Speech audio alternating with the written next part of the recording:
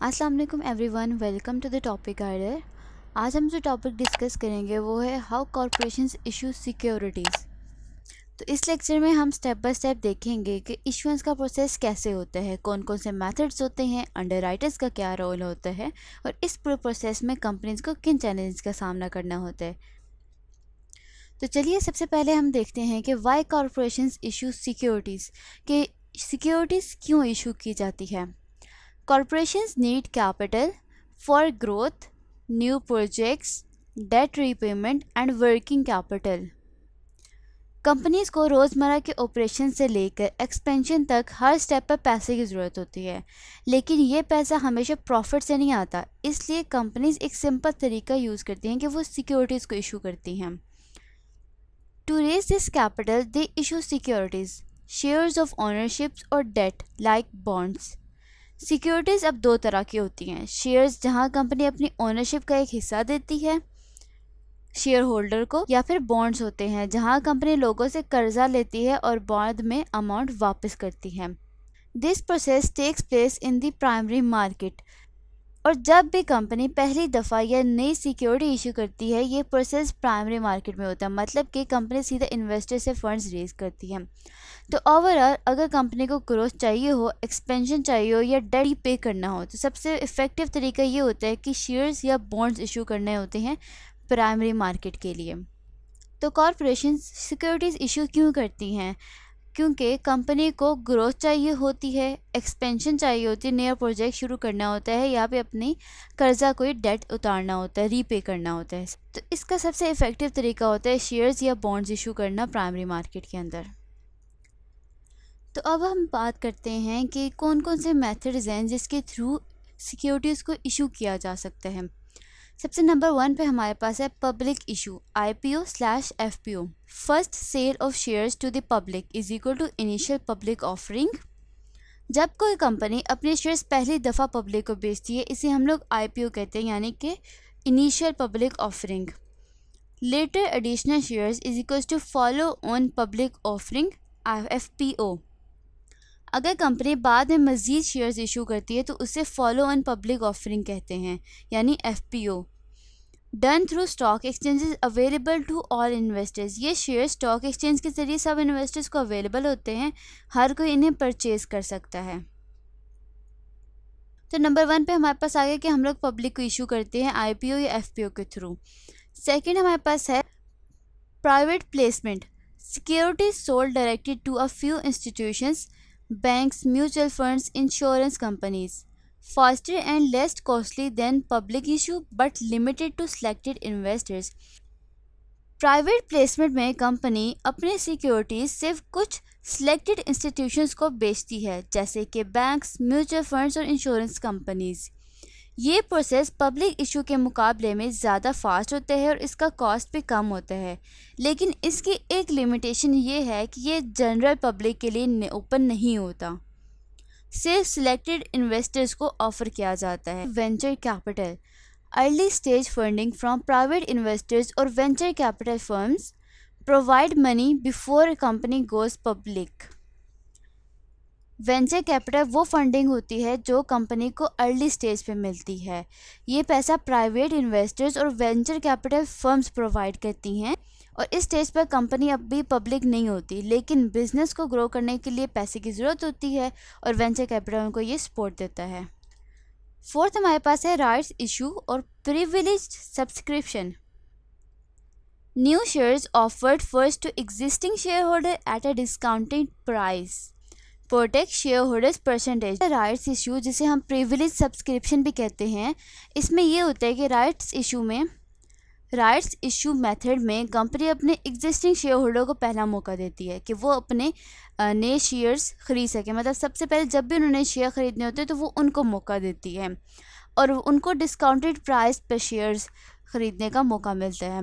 इसका फ़ायदा ये होता है कि एग्जिस्टिंग शेयर होल्डर जो होते हैं उनकी जो ऑनरशिप है वो डाइल्यूट नहीं होती, यानी उनका ऑनरशिप का परसेंटेज जो है वो रहता है फिक्स। फिफ्थ हमारे पास मेथड है joint venture financing. 2 or more companies share financing and risk for a new project. Joint venture financing में ये होता है कि जब दो या दो से ज़्यादा कंपनीज मिल के किसी नए प्रोजेक्ट के ऊपर पैसा लगाती हैं, तो इस तरह फाइनेंसिंग का बर्डन और रिस्क दोनों कंपनीज मिल के शेयर कर लेती हैं। उन पे जो भी प्रॉफिट होगा या फिर लॉस होगा वो दोनों कंपनीज को होगा। तो ये सारे 5 मेथड्स हैं जिनके थ्रू कंपनीज जो हैं अपने प्रोजेक्ट्स और ग्रोथ के लिए पैसे को अरेंज करती हैं। अब नेक्स्ट है हमारे पास मेथड्स ऑफ डिस्ट्रीब्यूशंस। अब हम देखते हैं कि कंपनीज अपनी सिक्योरिटीज़ मार्केट में सेल कैसे करती हैं। पहला मेथड हमारे पास है competitive bid. Multiple underwriters compete, company chooses the best terms. इस मेथड में इन्वेस्टमेंट बैंक्स यानी अंडरराइटर्स कंपटीशन में होते हैं। सब अपनी बेस्ट एफर्ट दे रहे होते हैं और कंपनी जिस ऑफ़र को बेस्ट समझे, चाहे वो प्राइस हो या टर्म्स हो, उस अंडरराइटर को सिलेक्ट करती है। ये मेथड कंपनी को एक बेटर प्राइस देता है और ज़्यादा से ज़्यादा फेवरेबल टर्म्स दिलवाता है। सेकेंड हमारे पास है negotiated deal. Company directly hires one underwriter. इस मेथड में कंपटीशन बिल्कुल नहीं होता। कंपनी डायरेक्टली एक अंडरराइटर को नेगोशिएट करके हायर करती है और ये मेथड फास्ट होता है और कम्युनिकेशन इसमें डायरेक्ट हो रही होती है। इसलिए काफ़ी कंपनीज निगोशिएटेड डील को प्रेफर करती हैं क्योंकि ये जल्दी हो जाता है। थर्ड हमारे पास है shelf registration. Company registers securities in advance and issues them when funds are needed. Shelf registration का मतलब क्या है कि कंपनी अपनी सिक्योरिटीज़ को पहले से ही रेगुलेटरी अथॉरिटीज़ के पास रजिस्टर करवा देती है। बाद में जब भी कंपनी को फंड्स की ज़रूरत होती है तो वो इन सिक्योरिटीज़ को पार्ट्स में इशू कर सकती है। इससे कंपनी को फ्लेक्सिबिलिटी मिलती है और जब ज़रूरत हो तब सिक्योरिटीज़ मार्केट में लेकर आएँ। तो ये 3 मेथड्स हैं जिनके ज़रिए से सिक्योरिटीज़ मार्केट में सेल की जाती हैं। अब हम बात करते हैं अंडरराइटर्स के रोल की। Underwriters usually investment banks help design, price and sell securities. Underwriters आमतौर पर इन्वेस्टमेंट बैंक्स होते हैं जो कंपनीज को मदद देती हैं सिक्योरिटी इशू करने में। बेसिकली जो अंडरराइटर्स होते हैं ये कंपनीज को गाइड कर रही होती हैं कि सिक्योरिटीज़ का डिज़ाइन कैसा हो, उनकी प्राइसिंग क्या हो और उन्हें मार्केट में कैसे सेल किया जाए। यानी कि अंडरराइटर कंपनी और इन्वेस्टर्स के दरमियान ब्रिज का काम कर। अगर हम टाइप्स ऑफ अंडरराइटर्स की बात करें तो ये 3 तरह की टाइप्स होती हैं। फर्स्ट है firm commitment, best efforts and stand by arrangement. सबसे पहले हम फर्म कमिटमेंट की बात करते हैं। Underwriter buys all securities, takes risk and resells to public. Firm commitment method में क्या होता है कि अंडरराइटर पूरा इशू कंपनी से ख़रीद लेता है, फिर ये सिक्योरिटीज़ पब्लिक को रीसेल करता है। अगर शेयर सेल नहीं होते तो रिस्क अंडरराइटर का होता है, कंपनी का नहीं होता। इसलिए फर्म कमिटमेंट में रिस्क का ज़्यादातर हिस्सा अंडरराइटर उठाता है। सेकेंड है हमारे पास बेस्ट एफर्ट्स।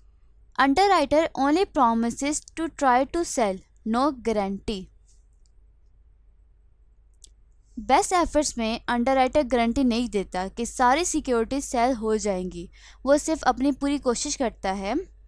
अंडरराइटर सिर्फ अपनी पूरी कोशिश करता है कि जितना हो सके उतना सेल कर दे, लेकिन अगर कुछ सिक्योरिटी सेल ना हो तो उसका रिस्क कंपनी का ही होता है।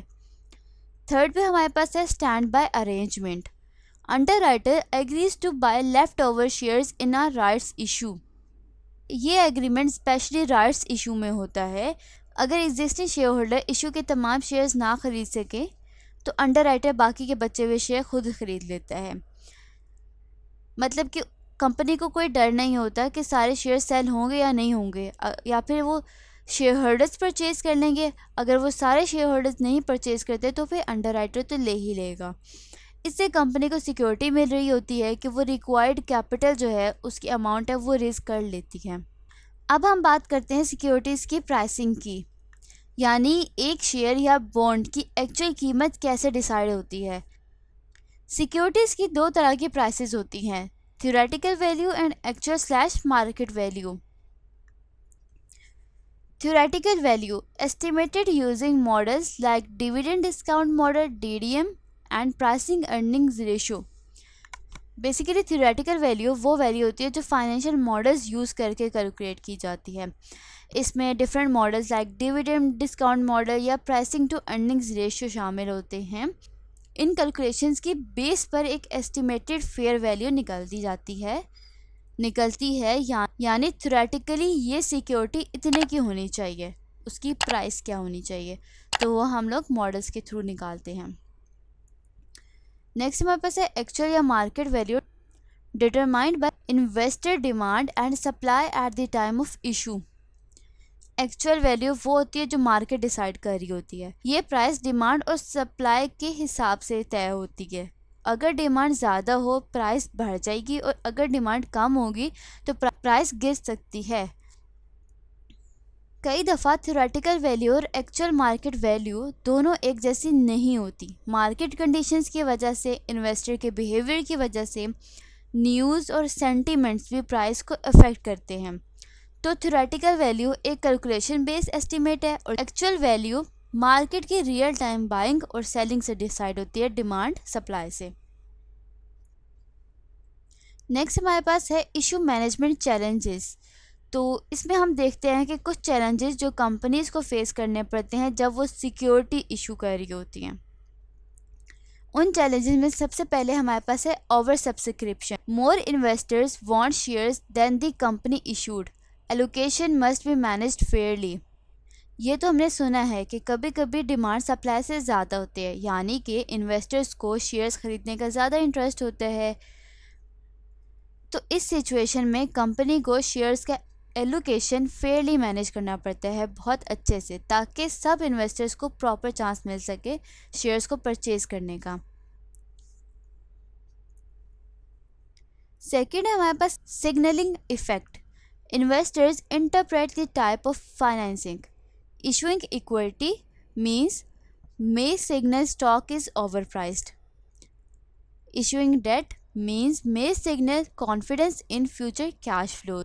Signaling effect में investors financing की type से signals लेते हैं।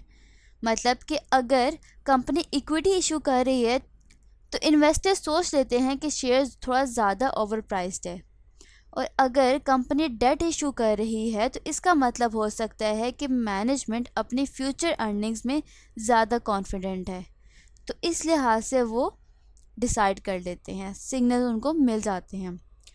थर्ड मैनेजमेंट चैलेंज हमारे पास है एडवर्टीजमेंट और announcements. Public notices are required to inform investors.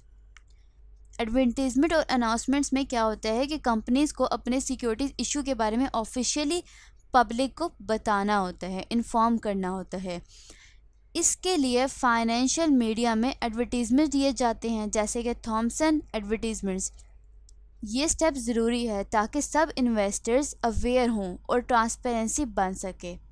तो ये 3 मेजर चैलेंजेस हैं जो इशू मैनेजमेंट में हैंडल करने पड़ते हैं। तो स्टूडेंट्स, आज हमने कॉर्पोरेशन सिक्योरिटीज़ को कैसे इशू करती हैं इस टॉपिक को डिटेल में डिस्कस किया है। और उसके अगर मैं ओवरऑल प्रोसेस के बारे में, समरी के बारे में बात करूं, तो ये प्रोसेस इन कुछ पॉइंट्स पे बेस कर रहा होता है कि सबसे पहले ये प्रोसेस इस बात का फ़ैसला करने से शुरू होता है कि कंपनी को कितने पैसे की ज़रूरत है, ठीक है।